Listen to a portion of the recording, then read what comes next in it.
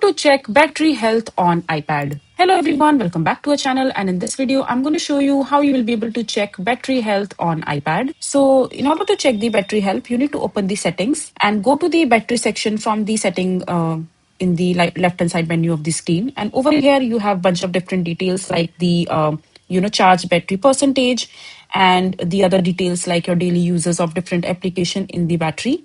And now you can see that I don't have the battery health detail in my iPad because I'm not using the latest version of my iPad. I'm using the 9th generation iPad currently. So I need to get the third party application in order to get the battery health update on my iPad.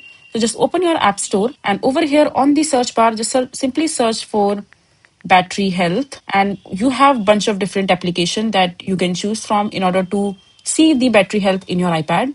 Currently I'm using this battery life application in my iPad, so just open it, download it and open it.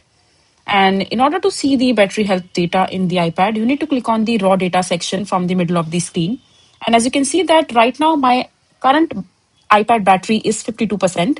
But in this application, the charged battery is showing 50%, which is quite close. So in order to make sure that the battery life of your iPad is healthy, you need to make sure that the battery charge in the application and your actual battery percentage is quite similar or very close to each other.